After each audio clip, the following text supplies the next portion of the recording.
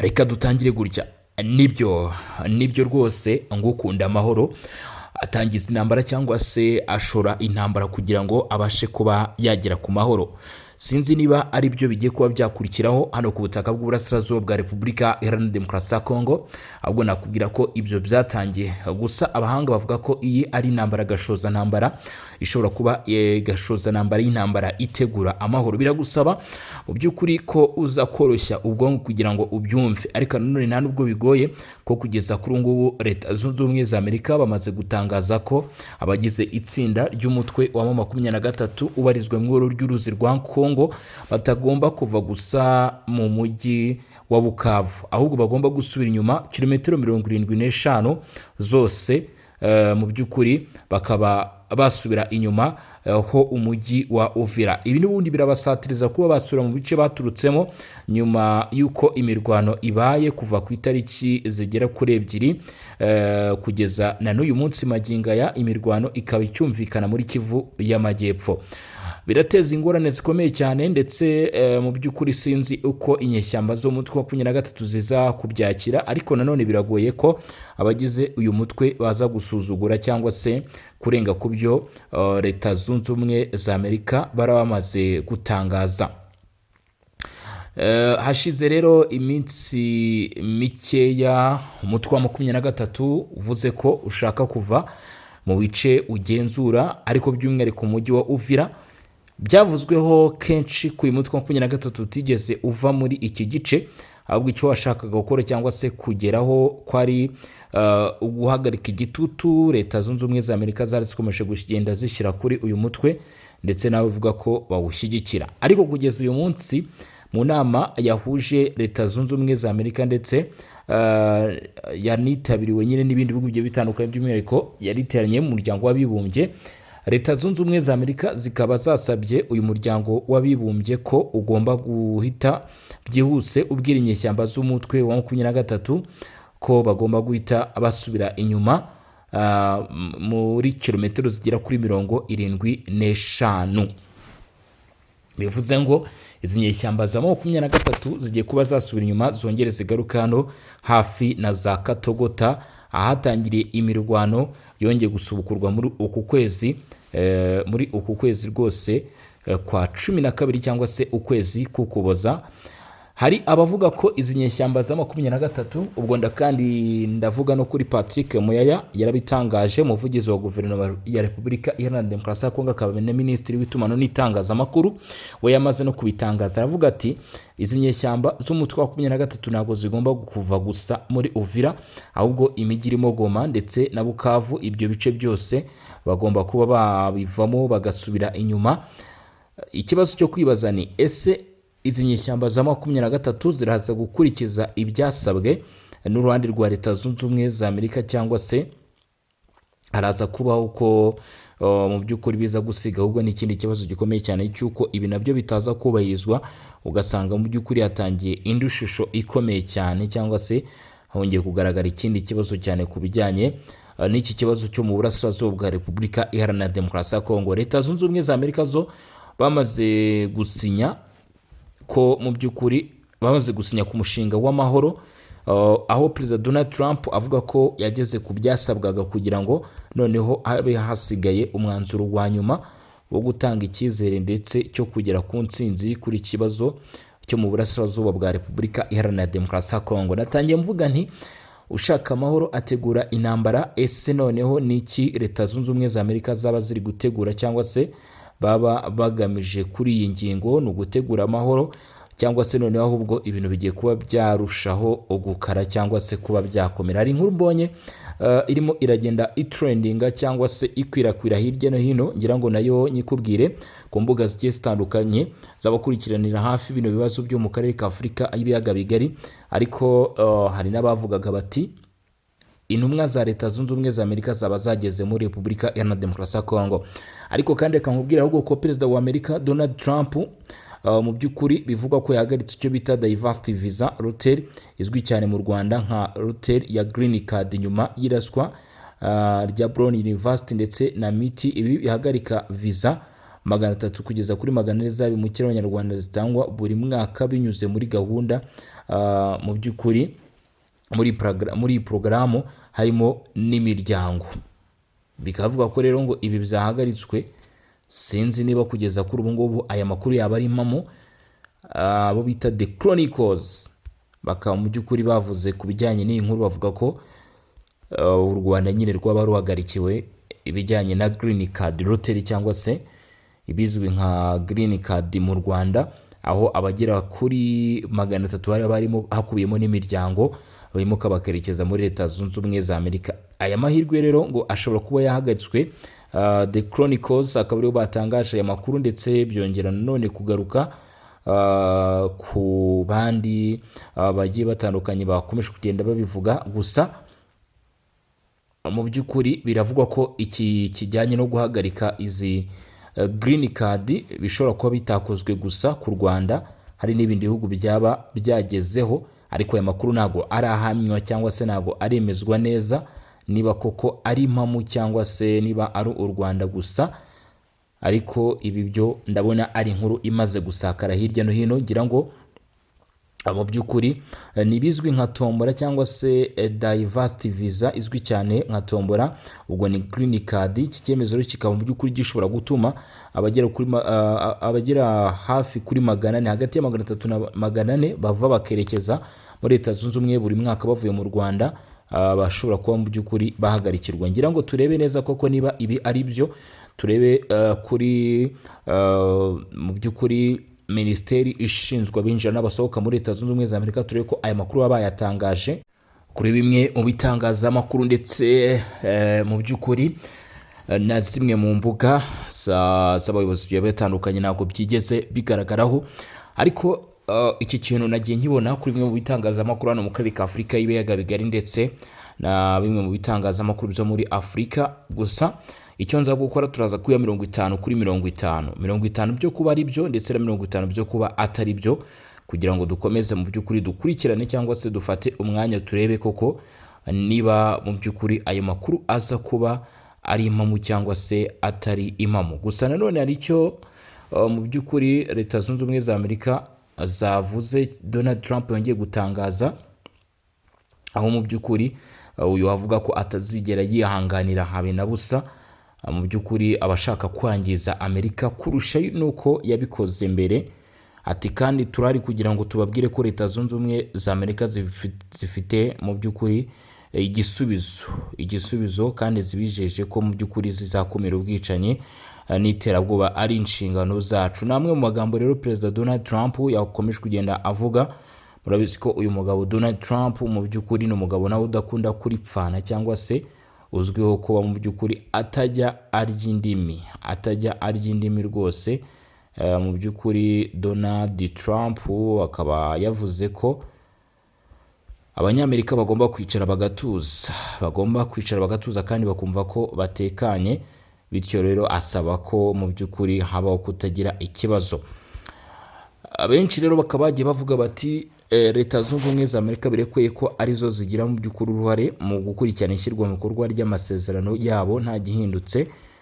Amerika rero nubwo atariyo mu by'ukuri twavuga ko igomba gufata hakomeye, ariko Amerika nk'igihugu nacyo gikeneye kungukirwa ndetse no gushora imari muri aka karere, kuba hafi mu bijyanye no gushora imari muri aya mabuye y'agaciro ya Repubulika Demokarasi ya Kongo. Bigaragara ko Amerika ifite inshingano ndetse igomba kugira n'umuhate kugira ngo mu by'ukuri yitambike buri umwe uwo ari wese ushobora kwinjira muri Repubulika Demokarasi ya Kongo, kuko bishobora kuyifasha mu kuba yabadomine nk'igihugu mu by'ukuri cya mbere muri iyi Repubulika Demokarasi ya Kongo, dore ko byabafasha cyangwa se byatuma bagera kuri byinshi. Nababwiye rero ko kugeza kuri ubu ngubu Leta Zunze Ubumwe za Amerika zigikenewe muri Repubulika Demokarasi ya Kongo, ariko kandi nanone Amerika ikeneye nayo Repubulika Demokarasi ya Kongo mu bigaragara, kuko kugeza uyu munsi cyangwa se mu makuru akomeje kugenda mu by'ukuri abasha kumenyekana, nuko ndimo nkubwira ko iyi nkuru ijyanye n'icyo bita mu by'ukuri imikino, icyo bita tombora visa ariko nabivuga diversity visa lottery program, isa nkaho mu by'ukuri yaba yahagaritswe. Nakubwiye ni kuri bimwe mu bitangazamakuru byano mu karere ka Afurika ay'ibiyaga bigari bakomeje kugenda babivuga, bakomeje kugenda babihwisa bati Perezida wa Amerika yahagaritse gahunda ya tombora diversity visa izwi cyane mu by'ukuri nka green card nyuma y'iraswa mu by'ukuri ryakorewe muri kaminuza ya Brown ndetse na MIT. Iki cyemezo kigahagarika itangwa rya buri mwaka rya visa ku bantu 300 kugeza kuri 400 babimukira b'abanyarwanda, harimo na visa z'umuryango muri iyi gahunda. Ibi binsabye ko mu by'ukuri tugiye gukora cyangwa se tugiye gufata akanya gato tukareba uko byaba bimeze cyangwa se update kuri aya makuru zihutirwa cyane. Ese niki cyaba gitumye mu by'ukuri habaho kuvuga gutya, niki cyaba giteye kuvuga gutya, ibise noneho byaba bitewe n'iki? Kuko ndabona ko mu by'ukuri birakabije, ariko birasaba ubucukumbuzi kuko nababwiye ko kuri zimwe mu mbuga z'abayobozi zigiye zitandukanye bitagaragaragaho. Binsabye ko tujye gukoresha ingufu kugira ngo dukure amakuru ajyanye n'iki kintu aho ari hose. Nibyo icyo nababwiye rero, cyangwa se ibyo nagiye nangaza cyangwa se ngenda mvuga nababwiye nti hano tubasha kuvuga cyangwa se gutangaza amwe mu makuru y'ingenzi kandi mu by'ukuri yizewe. Iyo ari ukuri cyangwa se atari ukuri nicyo kintu tuba tugomba gutangaza, ariko kandi nanone amakuru ari kucaracara turayababwira kandi tukababwira naho nuko bimeze. Kugeza kuri ubu ngubu mu magambo make kandi mu buryo busobanutse, icyo nshobora kubasha kukubwira, nta tangazo ryemewe rya Leta Zunze Ubumwe za Amerika, ibiro by'umukuru w'igihugu White House cyangwa se US State Department ryaba rivuga ko porogaramu ya Diversity Lottery yabahagaritswe ku Rwanda. Iryo tangazo ku ruhande rw'ibiro by'umukuru w'igihugu muri Leta Zunze Ubumwe za Amerika nabihari, ndetse na Department ya Leta Zunze Ubumwe za Amerika nayo ntacyo ibivugaho. Nta makuru yizewe yemeza ko hari amasasu yaba yaravuzwe cyangwa se yabereye muri Brown University cyangwa se muri MIT yaba yaratumye iki cyemezo kibaho cyo gufatira u Rwanda mu by'ukuri icyo nakwita mu by'ukuri izi ngamba. Iyi Diversity Lottery ntiyigeze ihagarikwa ku gihugu kimwe ku giti cyayo kubera ibyaha byabereye muri Amerika, cyangwa se iyo habaye impinduka zikorwa ku rwego rusange kandi zigatangazwa ku mugaragaro, niko bigenda. Ubwo sinzi uko byaba byagenze. Iby'ingenzi kuri Diversity Lottery ni porogaramu yitwa Diversity Visa itangwa buri mwaka ku bihugu byujuje ibisabwa harimo n'u Rwanda, bikunze kwitwa Green Card. Impinduka zayo hari guhagarikwa, kongerwa, kugabanywa, zimenywa ku mbuga zemewe nk'icyo bita Travel State Gov cyangwa se icyo bita Dive Program State Gov. Kugeza ubu u Rwanda ruracyagaragara ku rutonde rw'ibihugu byemerewe keretse iyo hagize itangazo rishya ryemewe. Umwanzuro mu by'ukuri nuko ibyavuzwe ko Trump yahagaritse Diversity Lottery Program ku Rwanda kubera amasasu muri Brown ndetse na MIT ni inkuru mu by'ukuri nakwita iy'igihuha kugeza igihe haba hari irindi tangazo ryemewe ribyemeza cyangwa risohotse. Ubwo tugomba gukomeza gucunga ku icyo bita Travel State Gov cyangwa se DV Program State Gov, Travel State Gov, Dive Program State Gov. Nicyo rero tuba tubiranga kugira ngo by'ukuri du cleaning cyangwa se dushyire isuku n'ukuri ku makuru abari kugenda caracara. Nakubwiye nti impamvu mu by'ukuri nabashije gusura cyangwa se gukora visite kuri izi mbuga zicishwaho update ku bijyanye mu by'ukuri n'iki kintu nuko nabonaga inkuru yasakaye hirya no hino, kandi muri iki gihe mu by'ukuri hariho ibihe by'intambara, muri iki gihe hariho ibihe mu by'ukuri bitoroshye. Nkeka ko ari ngombwa ko n'amakuru y'ibinyoma, kuko ku ruhande rwo rwose mu gihe amakuru nk'aya y'ibinyoma yaba avuzwe agaragara nk'intege nkeya, ndetse iyo atagaragaye nk'intege nkeya mu by'ukuri ashobora none guteza ikindi kibazo gikomeye cyane. Gusa mu by'ukuri iyi nkuru ndakubwiza ukuri iracyakomeje kugenda ikwirakwira. Nkeka ko biza kugorana gutandukanya cyangwa se kuza kumenya ukuri n'ikinyoma mu gihe mu by'ukuri byaba bikozwe gutya cyangwa se inkuru yaba ikwirakwiye gutya hatabayeho kumenya mu by'ukuri aho amakuru y'ukuri atangirwa. Dusubiremo cyangwa se nongera kubitangaza, aho bita Travel State Gov cyangwa se DV Program State Gov niho ushobora kuba mu by'ukuri wasanga update zose cyangwa se inyandiko ziba zigaragaza, inyandiko ziba zemeza mu by'ukuri ikijyanye rero n'ama update cyangwa se n'amakuru abagezweho ku bijyanye n'iki, ku bijyanye makuru kuri ibyo ngibyo. Ibyo rero biracyagaragara ko u Rwanda rukiri kuri uru rutonde, kereka mu by'ukuri ubwo nihaza kugaragara rero irindi tangazo rishya rivuga ku bijyanye n'iyi ngingo, ariko kugeza kuri ubu ngubu mu by'ukuri ntabwo biragira iki, ntabwo u Rwanda ruravaho. Ibyo rero reka tuvuge ko mu by'ukuri mugomba gukomeza kuba hafi, cyangwa se mugomba gukomeza gukurikirana amakuru mu by'ukuri, tukamenya uko bihagaze, tukamenya uko byifashe. Ariko kandi nanone kimwe mu bintu ugomba kuba wamenya, perezida wa repubulika, perezida wa leta zunze ubumwe za Amerika akomeje gutumizaho inama zigiye zitandukanye. Murabizi hariya uko mu by'ukuri abagenda abigenza, ibihugu bigiye bitandukanye murabizi ko biri mu ntambara, aho leta zunze ubumwe za Amerika ziba zifitemo uruhare. Ayo ni amakuru agiye atandukanye akomeje kugenda amenyekana cyangwa se agaruka kuri ibi. Secretary Michael Rubio uyu aherutse gutangaza amagambo akomeye cyane, aho yavuze ko leta zunze ubumwe za Amerika zirimo zirafata igisubizo ku bijyanye n'iki, ku bijyanye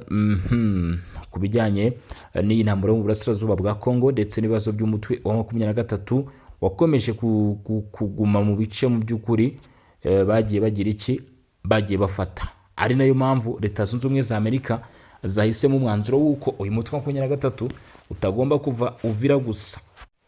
Ubwo rero mu by'ukuri nka Region Info cyangwa se nka Bosco Umutarabo cyane, nkurikije mu by'ukuri amakuru mbashije kuba nakwakira cyangwa se ibyo mbashije kuba nakusanya kukuri kubijyanye rero mu by'ukuri na updates, uretse kwita cyangwa se gukomeza mu by'ukuri kureba cyangwa se kuba focus ku bijyanye n'ibitangazamakuru bya hano mu karere, ku bitangazamakuru byo muri Afurika byakomeje kugenda bivuga kuri izi nkuru. Ndagira nkubwire ko aya makuru mu by'ukuri nge nshobora kwemeza ko aya makuru atariyo, ariko kandi nanone ibirimo Kenyan Pueke bisanga mu by'ukuri ibyo nagiye babwira The Chronicles, baracyavuga kuri iyi nkuru.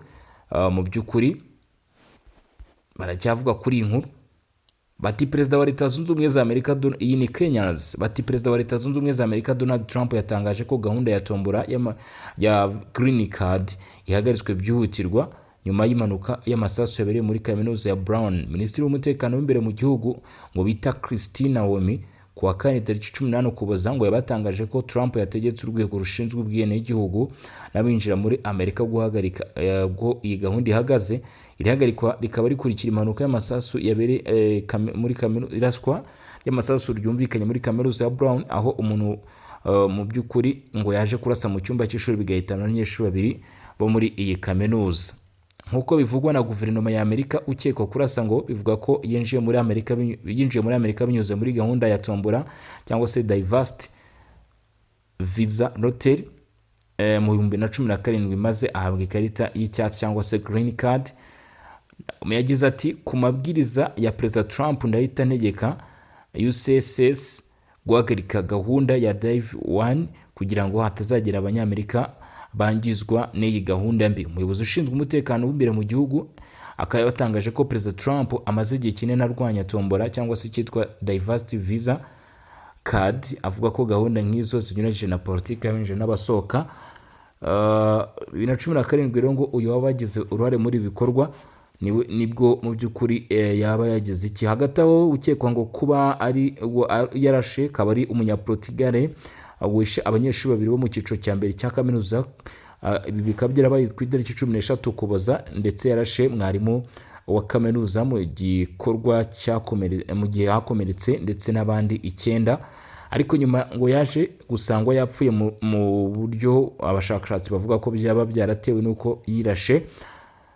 Kugeza uyu munsi iterambere rikaruje mu gihombo gikomeye mu bihugu byinshi, harimo Kenya imaze igihe kinini yungukiye muri gahunda. Abanyakenya benshi b'uburengerazuba bajyaga muri Amerika visa y'imukira bwoko butandukanye bukunze kwitwa Diversity Visa Lottery, bizwi nka Green Card. Ibi rero bikaba byagize iki, byaba byagizweho ingaruka n'iki gikorwa cyakozwe n'uyu munyeshuri kuri iyi kaminuza. Ese koko mu by'ukuri ibyo byo byaba byigeze bivugwa? Ahubwo ibyo nabyo nibyo tugomba kuba twasuzuma, kuko mu kanya nakubwiraga ko cyangwa se nagarukaga ko ku kijyanye no kuvuga ko u Rwanda rwaba rutakiri ku bihugu byemerewe visa muri Leta Zunze Ubumwe za Amerika cyo atari cyo, icyo ntabwo cyari cyo. Ahubwo reka turebe mu by'ukuri ku rubuga rw'uyu muyobozi cyangwa se ninde, ku rubuga rw'uyu nguyu Kristi Naomi, minisitiri w'umutekano w'imbere mu gihugu muri Leta Zunze Ubumwe za Amerika, koko niba nawe ibyo ngibyo yaba yageze iki yabitangaje. Hanyuma tubone kwemeza aya makuru tubone kuba twakwemeza aya makuru. Nabwiye ko mu by'ukuri tuba tugomba gusuzuma tukareba ko mu by'ukuri biba biri gutangazwa aba ari ukuri, hanyuma tukabona kugira iki. Ni Secretary Kristi Naomi, katurebe ku rubuga rwe koko niba ari byo. Uyu rero akaba mu by'ukuri akurikiranwa cyane, tukaba tugiye kwifashisha urukuta rwe rwa X kugira ngo turebe niba ibyavuzwe kuri we ari byo nk'uko bigaragara. Akaba ashinzwe rero umutekano w'imbere mu gihugu. Nagira ngo mubwire rero ko ibi nanone kuri mu by'ukuri iyi Twitter ikoreshwa n'uyu nguyu ushinzwe umutekano w'imbere mu gihugu, bigaragara ko mu by'ukuri atigeze avuga ibijyanye n'aya makuru. Ubwo icyo Perezida Donald Trump yavuze ni uko mu by'ukuri basaba ingabo za Leta Zunze Ubumwe za Amerika gukomeza kurinda abimukira binjira muri iki gihugu mu buryo butemewe n'amategeko, bagahagarikwa ndetse abaho no kuba mu by'ukuri bashimiye ingabo za Leta Zunze Ubumwe za Amerika ku bijyanye mu by'ukuri n'iki kibazo cy'abimukira bakomeza kwinjira umunsi ku wundi muri Leta Zunze Ubumwe za Amerika. Ubwo rero ngira ngo birasobanutse cyangwa se mubashije kuba mwamenya ukuri kwa byose. Gusa nanone mu bigaragara hari andi makuru yabivuzeho cyangwa se andi makuru yagarutse kuri iki kintu yavuzwe n'uyu nguyu Kristi Naomi, nabyo ngira ngo tubigarukeho. Nababwiye nti mube mubifashe 50/50 mu gihe tugikusanya amakuru tureba uko ibintu byifashe cyangwa se ukuri kwabyo, kuko ibi bintu birakomeye kandi kuba nanone bikomeye. Amakuru tugomba ko mu by'ukuri twabaha amakuru aba yuzuye, tukabasobanurira nanone akantu ku kandi. Igikorwa cyo kuba mu by'ukuri urashe muri kaminuza ya Brown birashoboka, amakuru mbashe kubona byo nibyo. Uwo bita Claudio Manuel Neves Valenti ngo yaba yarinjiye muri Leta Zunze Ubumwe za Amerika binyuze muri gahunda ya Diversity Lottery Visa izwi nyine mu 2017, maze ahabwa ikarita ya Green Card. Uyu muntu akaba mu by'ukuri ari mu bingo yaragombaga kutemererwa kwinjira muri iki gihugu. Perezida Trump ngo akaba mu by'ukuri avuga ko iyi gahunda bikaba bivuga ko ayirwanya nyuma y'uko mu by'ukuri hari ikamyo impanuka y'ikamyo ikomeye yabaye New York igonzwe n'umuntu wari urimo atera ubwoba winjiye muri iyi gahunda nanone ya Diversity Lottery Visa, maze mu by'ukuri ngo akaba yarishe abantu 8.